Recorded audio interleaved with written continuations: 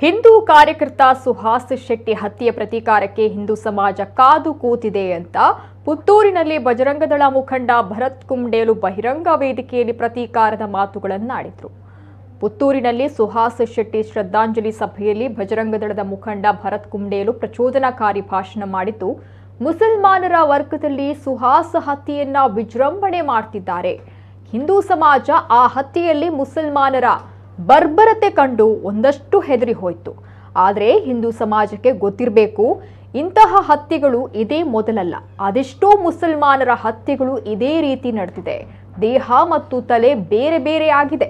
Post mortem ಮಾಡುವಾಗ switch ಹಾಕ್ಲಿಕ್ಕೆ ಜಾಗ ಇರಲಿಲ್ಲ, ಮುಖದ ಪರಿಚಯ ಕೂಡ ಸಿಗ್ತಾ ಇರಲಿಲ್ಲ. ಹತ್ಯೆ ಆಗೋದ್ರೆ, ಪ್ರತೀಕಾರ ಆಗೋದ್ರೆ ಸುಹಾಸ್ನನ್ನ ಯಾವ ರೀತಿ ಕೊಂದ್ರೋ ಅದೇ ರೀತಿ ಪ್ರತೀಕಾರ ಆಗಬೇಕು ಅಂತ ಹೇಳಿದ್ದಾರೆ. ಇದೀಗ ಕೋಮು ದ್ವೇಷದ ಭಾಷಣ ಮಾಡಿ ಶಾಂತಿ ಮತ್ತು ನೆಮ್ಮದಿಯನ್ನ ಕದಡಿದ ಪ್ರಕರಣಕ್ಕೆ ಸಂಬಂಧಪಟ್ಟಂತೆ ಭರತ್ ಕುಂಡೇಲು ಎಂಬಾತನ ವಿರುದ್ಧ ಪುತ್ತೂರು ನಗರ ಠಾಣೆಯಲ್ಲಿ ದೂರು ದಾಖಲಾಗಿದೆ.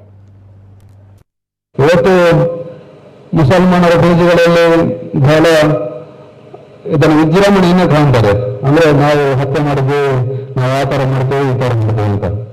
ಹಿಂದೂ ಸಮಾಜ ಕೂಡ ಹಾಗೆ ಆ ಹತ್ಯೆಯನ್ನು ವಿಡಿಯೋ ಮೂಲಕ ನೋಡಿದವರು.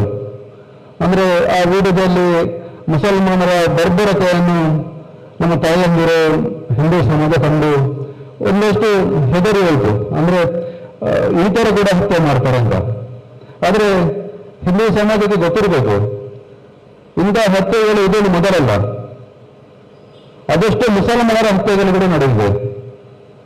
ಯಾವ ರೀತಿ ನಡೆದಿದೆ ಅಂದ್ರೆ, ಕೆಲವೊಂದ್ಸಲ ದೇಹ ಬೇರೆ ತಲೆ ಬೇರೆ ಆಗಿದ್ದು ಕೂಡ ಇದೆ. ಪೋಸ್ಟ್ ಮಾರ್ಟಮ್ ಮಾಡುವಾಗ ಸ್ಟಿಚ್ ಆಗ್ಲಿಕ್ಕೆ ಜಾಗ ಇರಲಿಲ್ಲ, ಮುಖದ ಪರಿಚಯ ಸಿಗ್ತಾ ಇರಲಿಲ್ಲ. ಆ ರೀತಿ ಕೂಡ ಕೊಚ್ಚಿಕೊಂಡವರು ನಮ್ಮ ಹಿಂದೂಗಳಿದ್ದಾರೆ. ಇದೊಂದು ಹೊಸತೇನಲ್ಲ, ಇದೊಂದು ಮುಸಲ್ಮಾನರ ಮೇಲೆ ದೊಡ್ಡ ದೊಡ್ಡ ಸಾಧನೆ ಏನಲ್ಲ.